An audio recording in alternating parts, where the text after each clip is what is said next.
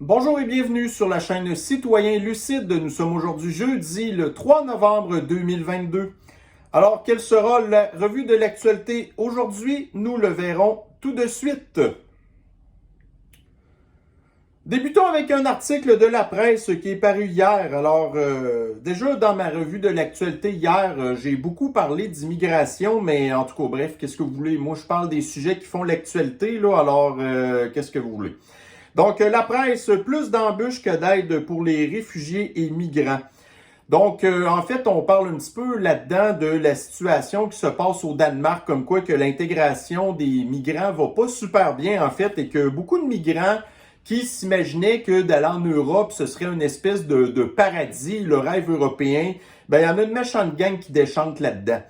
Donc, je pense que là, à un moment donné, il va être temps pour ces immigrants-là de se rendre compte que de partir de chez eux, ils risquent probablement pas vraiment d'améliorer leur situation, OK? De se retrouver en minorité dans des endroits que les gens sont assez, on va dire, pas intolérants, mais qui sont pas très intéressés nécessairement ou très ouverts à de la nouveauté parce qu'ils ont déjà suffisamment de problèmes avec leurs affaires à eux que d'en plus avoir à intégrer du monde qui n'a pas de place chez eux, OK?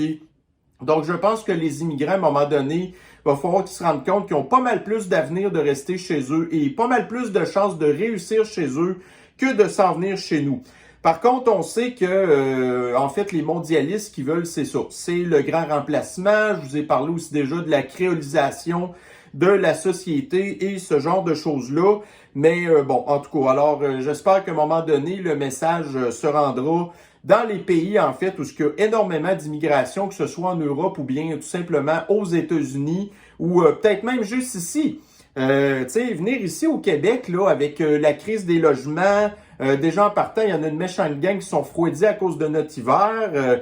Tu sais, je veux dire, les immigrants ici, là, c'est très rare quand même que, tu sais, c'est quasiment comme de jouer à l'auto, là. Les immigrants qui deviennent riches ici, c'est assez rare. La plupart, ils sont assez pauvres, OK, puis ils se ramassent dans les villes où ce que la qualité de vie est vraiment pourrie, et ainsi de suite. Ben, alors, en tout cas. Alors, écoutez, bref, c'est un petit peu mon idée sur l'histoire de l'immigration. Là, je pense que vous connaissez un petit peu les grandes lignes si vous me suivez depuis un certain temps. Mais qu'est-ce que vous voulez? C'est ça. Alors, bref, mais ça fait l'actualité. Fait que moi, j'en parle parce que c'est quelque chose qui me tient à cœur. Ensuite de ça, au niveau de la solution de la situation géopolitique, là, bon, alors, écoutez, ça va pas très bien à cause là, du pays du poudré. Ensuite de ça, ben là, on a les tensions entre l'Occident et la Chine, que c'est pas yard non plus. Puis là, ben là, vous avez les tensions entre la Corée du Nord et la Corée du Sud, là, que ça va pas très bien non plus. Donc, ils se tirent des missiles par la tête d'un bord puis de l'autre. Alors, bon, donc on sait que la situation a beaucoup empiré depuis que c'est Joe Biden qui est entré au pouvoir parce que on sait que, tu sais, de Orange Man Bad, là, en fait, avait comme réussi à un petit peu apaiser les tensions avec la Corée du Nord, mais que, tu sais, quand on regarde, admettons, les démocrates, que tout ce qu'ils veulent, en fait, c'est faire la guerre au monde entier, puis ils pensent qu'ils vont gagner, là, bon, en tout cas. Alors, c'est ça. Donc, on a déjà suffisamment, je pense, de la guerre au pays du poudré que vous avez encore là un régime ultra-communiste, en fait, qui a déjà l'arme nucléaire et qui, à la moindre occasion, risque possiblement de s'en servir parce que la Corée du Nord a absolument rien à perdre. Ensuite de ça, bon, alors si vous étiez un client de Desjardins, vous savez que la plupart des clients Desjardins se sont fait voler, en fait, leur identité, leurs données. Alors, donc Desjardins va tout simplement vous offrir une compensation de 90 $. Donc, votre identité, selon Desjardins, ça vaut seulement 90 $. Alors, si un jour on vient qu'on a l'identité numérique au gouvernement, donc en fait, là, alors imaginez-vous, là, donc les pirates informatiques vont tomber là-dedans. Ensuite de ça, ben, ça va être probablement beaucoup plus facile, justement, de pirater les données qui sont au gouvernement. Et puis là, ben, quand on va se faire voler ça, c'est pas le gouvernement qui va vous envoyer un chèque de 90 $ certainement. C'est vous qui allez avoir le trouble par la suite là, de vous débrouiller avec le problème, OK? Ensuite de ça ici, donc, nous avons un article du France Info. Donc, énergie renouvelable, le photovoltaïque ne fait pas l'unanimité. Alors, dans l'article, en fait, j'ai vraiment trouvé les affaires qui étaient les plus importantes. Donc, j'ai fait un petit texte ici où on dit que sur une friche située à Tour de Fort, OK, Total Énergie, donc Total Énergie à la base, c'est une compagnie pétrolière. Donc, les compagnies pétrolières savent qu'elles ont un peu, un petit peu là, de la broue dans le toupette, là, parce que, tu sais, de plus en plus, c'est difficile pour elles là, de en fait, là, leur projet pétrolier, en fait, là, fait que là, ils essayent de se tourner vers d'autres choses, mais là, c'est pas vraiment trop les bonnes affaires, OK? Donc, sur une friche située à Tour de Fort, Total Énergie prévoit d'implanter 44 000 panneaux solaires.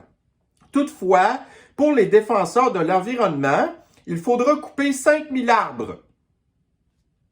D'ici 3 ans, les 19 hectares devraient être recouverts de panneaux solaires à 2 mètres du sol, de quoi alimenter 7 500 foyers. Alors moi de dire, écoutez, le seul moyen efficace là, et naturel de capter le CO2, ça passe par les arbres, OK? Fait que c'est pas en coupant des arbres qu'on va capter le CO2. Alors vous avez les environnementalistes, là, les capotés du climat qui dénoncent depuis Bolsonaro au Brésil, comme quoi que il y a la déforestation en Amazonie, c'est donc bien horrible, ainsi de suite. Mais là, quand ça vient le temps de couper des arbres en France, là, ben là, silence radio encore une fois. Et c'est le meilleur moyen de justement pouvoir nous débarrasser du 1%, du même pas 1% de CO2 qu'il y a dans l'atmosphère, OK? Alors, que préconisent les mondialistes? Ériger des champs de panneaux solaires fabriqués en Chine qui créent des îlots de chaleur parce que, tu sais, c'est pas un milieu humide, là. OK? Les panneaux solaires, là, ben, ils sont noirs. Puis quand que le soleil tape dessus, tout ce que ça fait, c'est amplifier la chaleur où est-ce qu'ils sont, OK? Donc, c'est ça qu'on appelle un îlot de chaleur. Et couper des arbres, bon. Donc, 16 km² de nature seront sacrifiés pour fournir aléatoirement, alors comparativement, admettons justement l'hydroélectricité que, tu sais, l'électricité est tout le temps égale, là. Mais le panneau solaire en pleine nuit, ça fonctionne pas. Puis quand c'est nuageux, ça produit moins aussi. Alors, vous avez là, fournir aléatoirement 7500 foyers en électricité. Alors, ce qu'on a en fait comme calcul, comme on disait tantôt, donc ça va prendre 44 000 panneaux solaires pour alimenter 7500 foyers. Donc, le calcul est facile à faire. Ça prend 6 panneaux solaires pour alimenter en électricité un foyer. OK? Alors, imaginez-vous, admettons encore une fois, je vous avais donné un petit calcul, combien d'éoliennes que ça prendrait pour alimenter l'île de Montréal, admettons. Ben là, combien qu'il y a de foyers sur l'île de Montréal, OK? Alors, si ça prend réellement 6 panneaux solaires pour alimenter un foyer en électricité, ben là, le Québec va être recouvert de panneaux solaires. Il va falloir couper les arbres partout, hein? Alors, on voit que l'électricité solaire, là, c'est vraiment loin d'être une solution idéale, même que ça va juste rempirer les affaires. Alors, nous avons ici dans le Daily Mail, il y a Joe Biden hier qui a fait un discours, OK, qui pense que selon lui, la seule démocratie aux États-Unis, c'est quand les démocrates sont au pouvoir. Donc, il y a pas mal seulement, en fait, les régimes tyranniques, despotiques qui vont avoir ce genre de discours-là. Alors, tu sais, j'ai ici la définition de fascisme. Le fascisme est un système politique autoritaire qui associe populisme, nationalisme et totalitarisme au nom d'un idéal collectif suprême. Donc, voyez-vous comment est-ce que le fascisme et le communisme, ça se ressemble pas mal, là? Alors, quand on voit effectivement que, en fait, les mondialistes sont des néo-communistes fascistes, en tout cas, bref. Alors, de dire, en fait, que, ben là, si vous votez pour les républicains, c'est pas de la démocratie, il y a juste les démocrates qui sont une démocratie. Puis, premièrement, c'est de faire des menaces, en fait, là. Donc, en tout cas, anyway, de toute manière, écoutez, Biden, là, c'est comme une mine de révélation qui, en fait, là, fait juste nous montrer jusqu'à quel point, écoutez, là, les démocrates, tu sais, on sait ce que c'est, là. C'est le deep state, c'est l'establishment, c'est la corruption, ainsi de suite. Puis à leur tête, ben, ils ont un sénile dément qui fait juste dire les vraies affaires. Fait que merci Joe Biden de nous dire la vérité. Alors, parlant encore de Joe Biden, donc on apprend ici qu'un gars qui a déjà été un proche là, de la campagne électorale de Joe Biden en 2020, qui a aussi été porte-parole, en fait, pour la défense aux États-Unis. Ben, à ce temps, le gars, il travaille pour TikTok, qui est une plateforme réseau social qui est possédée par des Chinois. Puis là, ben, vous avez encore, j'ai vu un article tantôt, là, en France, ils sont inquiets parce que là, TikTok prend les informations personnelles de leurs membres, là, puis là, ça se retrouve tout en Chine. Mais là, c'est la même affaire aux États-Unis. Fait que là, le gars a travaillé pour la défense, là, tu sais, en fait, quasiment pour l'armée. Puis là, en plus, c'est un proche des démocrates, puis il s'en va travailler pour TikTok. Alors ici, nous avons, ça c'était dans, je sais plus trop, là, le Journal de Montréal, le Journal de Québec. Faites la différence. Il y a présentement des enfants aussi jeunes que 8 ans qui ont tenté de s'enlever la vie prématurément. Donc, non content de ces victimes en CHSLD, voici d'autres victimes là, du Québec de François Legault. Alors, un Québec malheureux, au bout du rouleau, sous la botte d'un gouvernement corrompu et sans pitié. Donc, non seulement il y a des personnes en CHSLD qui ont perdu la vie prématurément à cause de François Legault, ben là, vous avez des enfants de 8 ans qui pensent s'enlever la vie prématurément. 8 ans! Continuons!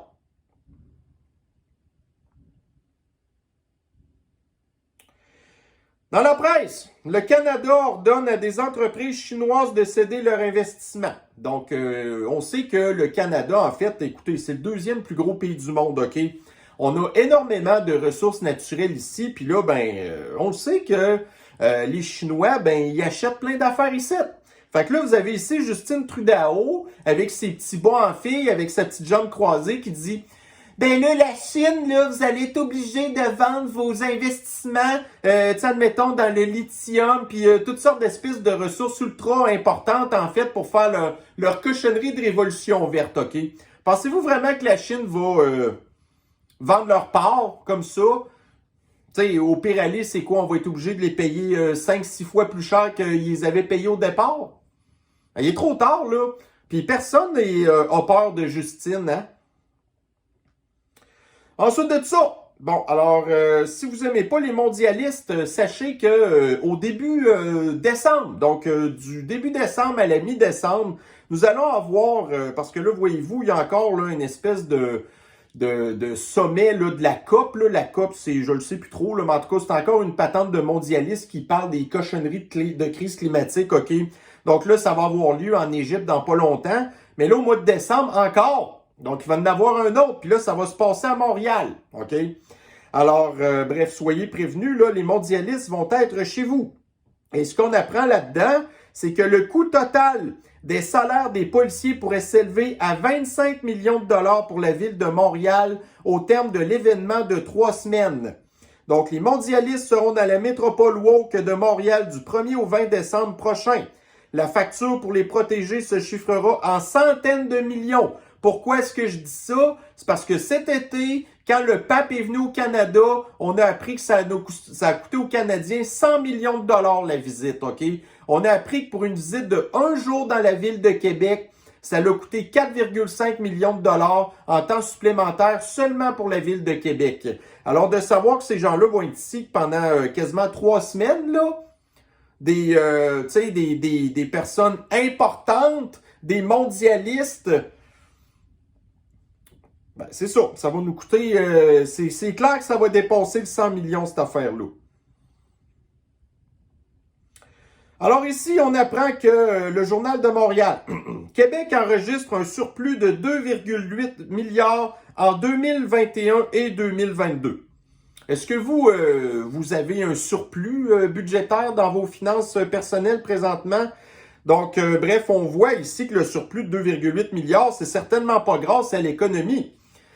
Donc, mais plutôt à la nouvelle taxe déguisée, l'inflation. Alors, évidemment, plus les choses coûtent cher, plus que le montant perçu par le gouvernement en taxes, ben, c'est élevé. Prenez juste, admettons, seulement le prix de l'essence, là. OK? Fait que plus ça coûte cher, plus le gouvernement des taxes. Alors, c'est comme ça que le gouvernement a des surplus. Mais voyez-vous, j'ai un article tantôt qui semble un petit peu contredire ça. Alors, encore une fois, ici, nous avons dans le 20 minutes. Alors, ça, c'est un média français. Alors, nous avons ici... Le texte s'articule en grands volets. Allègement des procédures administratives pour réduire le temps de déploiement des projets. Accélération du développement de l'énergie solaire et de l'éolien en mer et amélioration de l'acceptabilité locale des projets. Et puis là, en plus, on apprend, puis là, c'est pas dans cet article-là qu'il y a actuellement un truc au Sénat qui est en train de passer en France, là, qui va probablement essayer de rendre plus rapide, là, en fait, là, l'histoire de projets de coupe-gorge et, comme je vous ai montré tantôt, les îlots de chaleur des panneaux solaires qui produisent pas d'énergie la moitié du temps, OK? Minimum. Fait que là, c'est ça. Donc, vous avez ici, le Sénat souhaite que les maires dont la commune est visiblement impactée par des installations d'énergie renouvelable aient une forme de veto.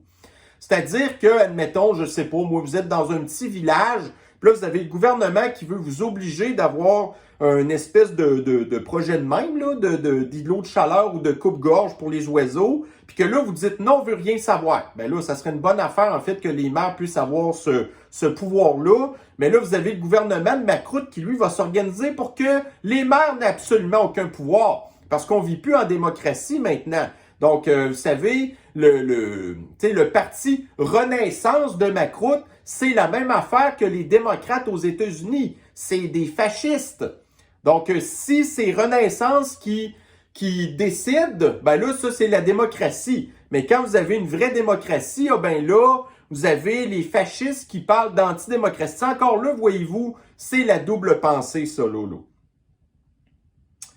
Donc, ici, dans la presse, nous apprenons que des pilotes chinois ont entraîné... Non, en fait, des pilotes chinois ont été entraînés par des pilotes occidentaux. Donc, des pilotes anglais du Royaume-Uni ont été formés des pilotes chinois. C'est vraiment brillant, ça.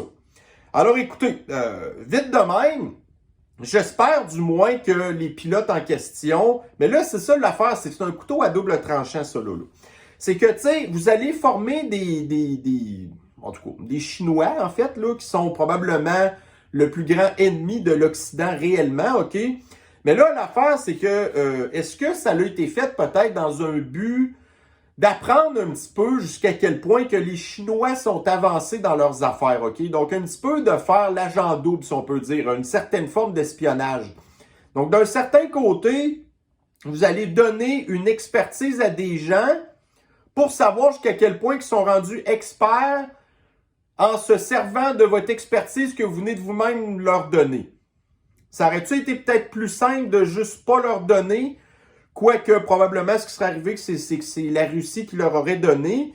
Mais moi, en tout cas, de savoir que nos pilotes à nous vont donner de l'expertise à notre ennemi un petit peu ordinaire. Alors ici, dans le Journal de Montréal, le litre d'essence à 2,30 $ d'ici 2 mois au Québec. C'est le pronostic d'un expert, mais ça encore là, n'importe qui peut le prédire, également que le litre de diesel coûtera 3 $ au mois de mars 2023. Donc le diesel, là, c'est la base de notre économie. C'est ce qui transporte toutes nos affaires. Alors 3 $. 3 $. Fait que, tu sais, si vous pensez que l'inflation... ça va arrêter de monter, là? Pas vraiment. Puis voyez-vous, j'avais d'ailleurs un autre article ici aussi. Donc, on apprenait ici dans le Yahoo Finance, en fait, là, qu'aux États-Unis, puis ça, c'est un article qui date du 25 octobre, mais c'est pas grave. Donc, voyez-vous, les États-Unis auraient pour une réserve d'environ 25 jours de diesel. Donc, si tout d'un coup, il n'y avait plus de ravitaillement de diesel aux États-Unis, les États-Unis ont une réserve de 25 jours seulement. Puis nous, au Canada, ben, on va probablement en avoir moins que ça. Parce que les États-Unis vont garder leur diesel avant de nous le donner à nous. Fait que, tu sais, sauf que nous, on a des méchantes grosses distances à parcourir, là. Voyez-vous, la plupart de nos légumes en hiver, ils viennent pas mal des États-Unis. Fait que c'est qu'est-ce qui transporte ces affaires-là? Ben, c'est des camions de diesel. Fait que si on n'a plus de diesel, on va faire quoi? Faites-vous vos réserves?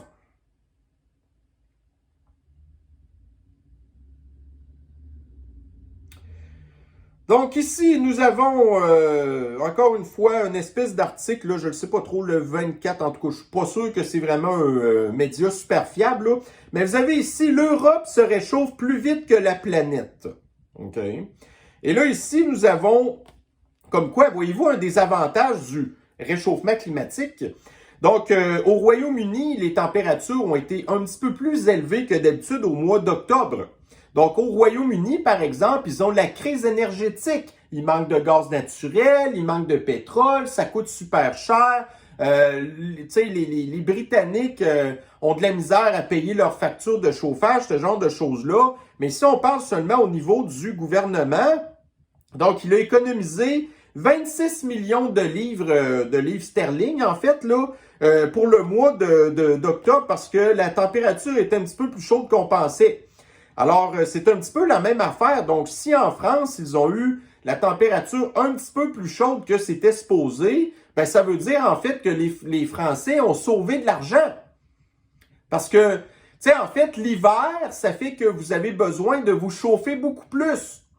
Donc, de consommer beaucoup plus d'énergie fossile. Tu sais, votre véhicule en hiver, il prend plus d'essence qu'en été, d'ailleurs, OK? Donc, finalement, le réchauffement climatique, c'est peut-être une bonne affaire. On va utiliser moins d'énergie. Hein? Puis faites juste penser, admettons, au Québec. S'il n'y avait pas d'hiver, ben là, on pourrait peut-être en avoir des panneaux solaires ou des trucs comme ça qui ne seront pas brisés par 3 pieds de neige par-dessus. En tout cas, bref, fait que moi je pense que c'est peut-être une bonne nouvelle finalement. Hein? Avez-vous hâte à cet hiver, vous?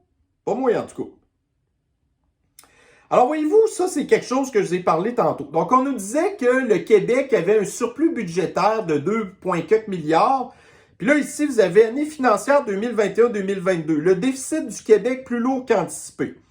Alors là, entre autres, on parle parce que le gouvernement continue à verser, je pense, c'est 3 milliards de dollars dans le Fonds des générations. Mais le Fonds des générations, en fait, là, c'est comme un petit peu le fonds de pension du Québec, OK?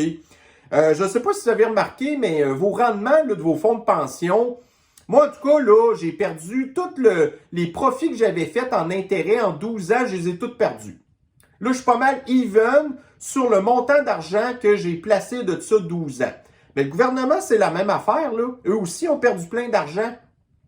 Fait qu'ils disent que dans le fond, le fonds de génération, c'est comme un actif, OK? Que ça fait passer le Québec comme étant qu'on a de l'épargne.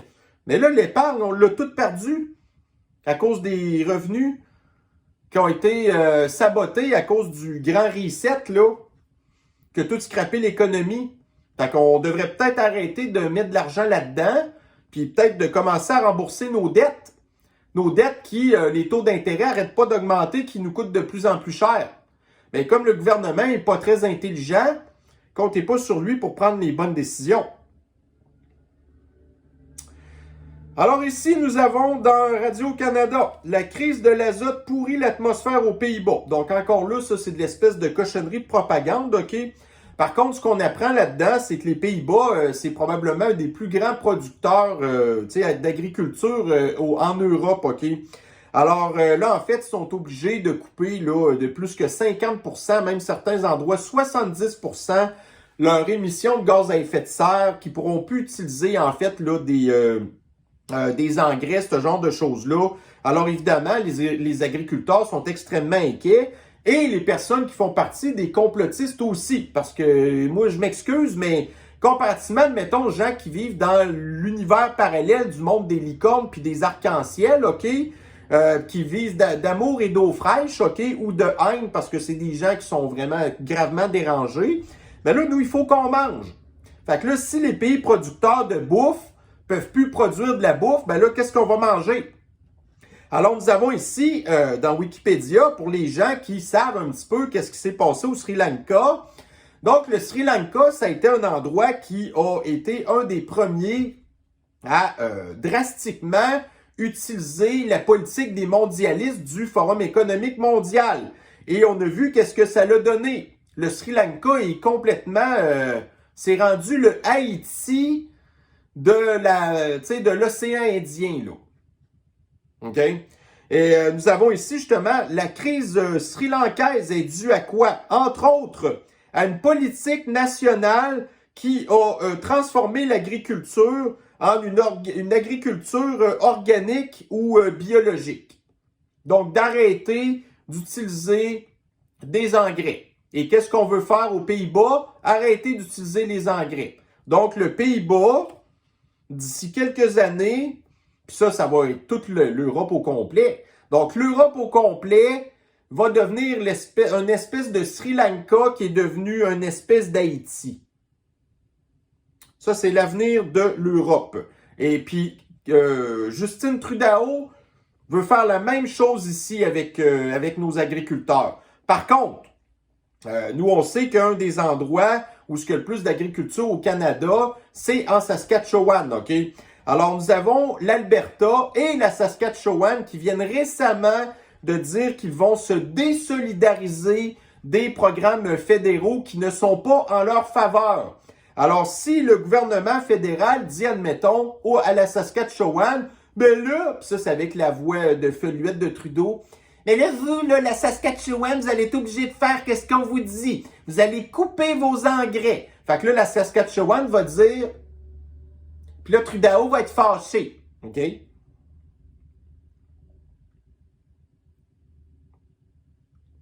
OK, donc nous avons encore l'extrême gauche qui continue parce qu'on sait qu'eux, là, ils sont vraiment excellents, en fait, là, pour... quand ils battent trip sur un sujet, en fait, ils ont vraiment une fixation dessus, OK? Donc là, vous avez Bloomberg ici qui dit... Alors, pendant que Elon Musk se prépare à lancer son espèce de Twitter Blue pour 8 $ par mois, tu sais, ça vaut la peine de se rappeler le temps où ce que Bill Gates voulait que les gens puissent comme, tu sais, payent pour envoyer, admettons, des courriels avec une espèce de timbre électronique, OK?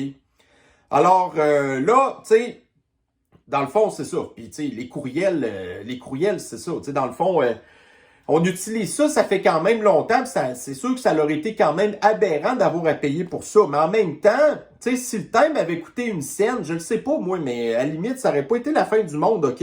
Mais là, voyez-vous, tu sais, comment est-ce que Bill Gates il est parti du... OK, on va vous charger pour des courriels à Bill Gates maintenant, est rendu que il veut giblotiser la population au complet avec un produit expérimental hasardeux.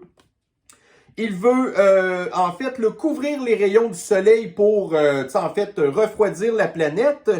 Et il veut nous forcer à manger une espèce de giblotte là, qui a été... en fait, là, qui a été comme développée dans des... tu sais, l'espèce de fausse viande, en fait, qui a été développée dans des laboratoires. Fait que, tu sais, Bill Gates, il s'est pas amélioré trop avec le temps, hein.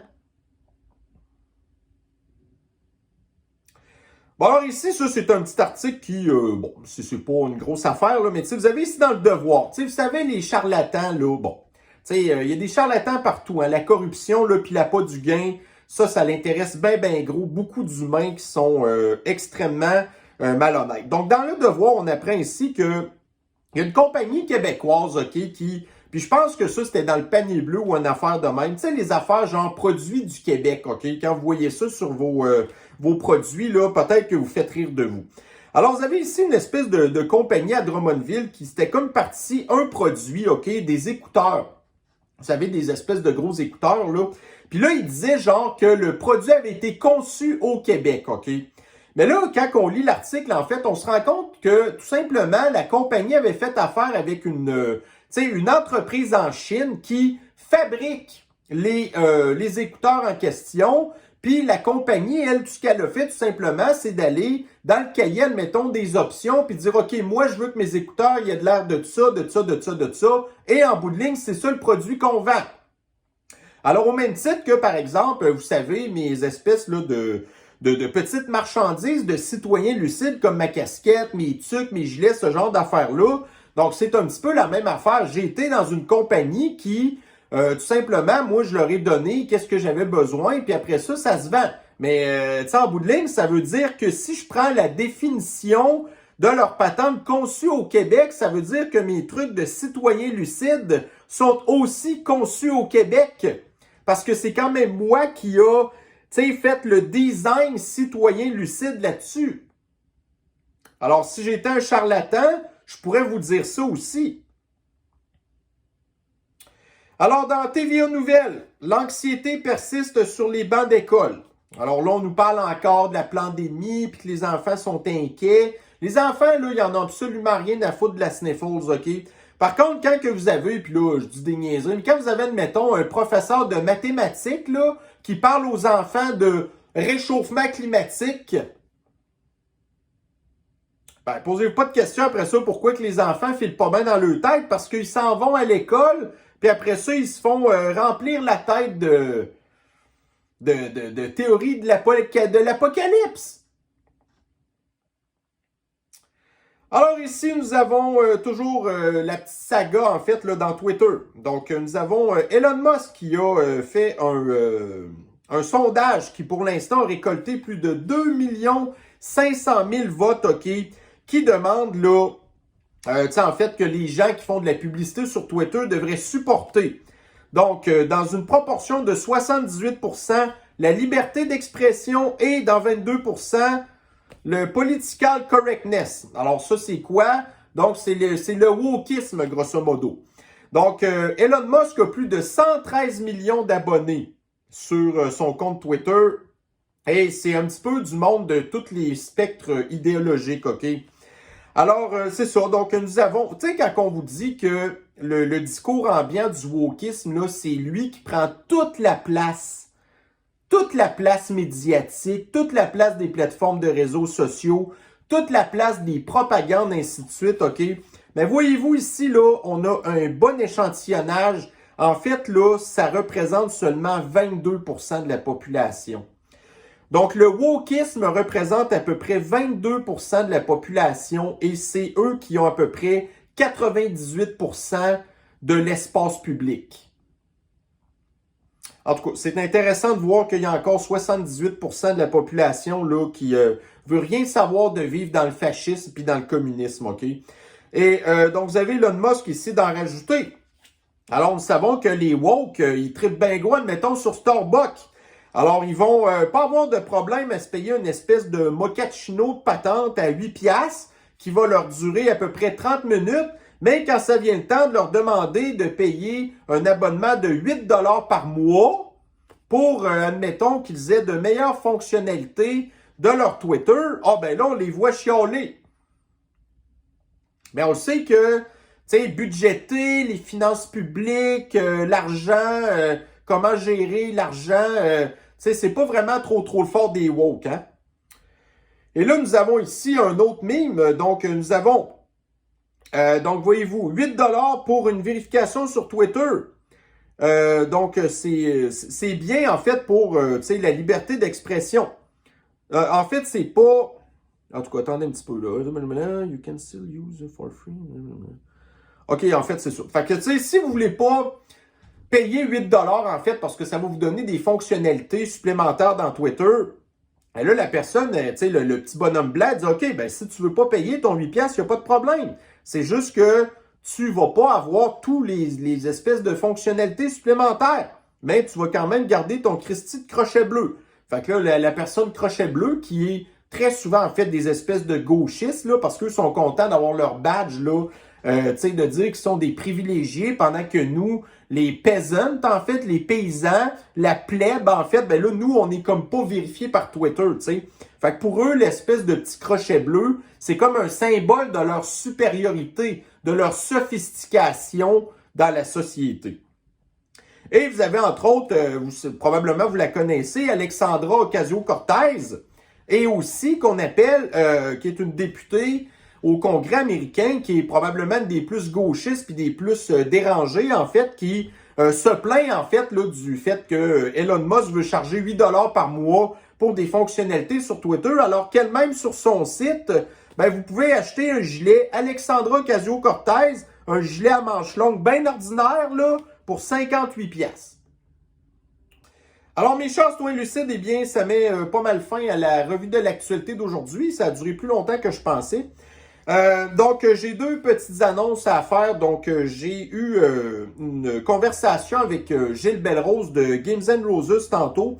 Donc, il m'avait déjà contacté à la fin de cet été pour m'inviter, en fait, à refaire partie du Show by 2022, OK? Donc, l'année passée, j'étais vraiment très honoré de pouvoir faire partie de ça. Et d'ailleurs, c'est comme ça que j'ai en fait là défoncé mon année, c'est en écoutant le show by 2021, OK, au 31 décembre.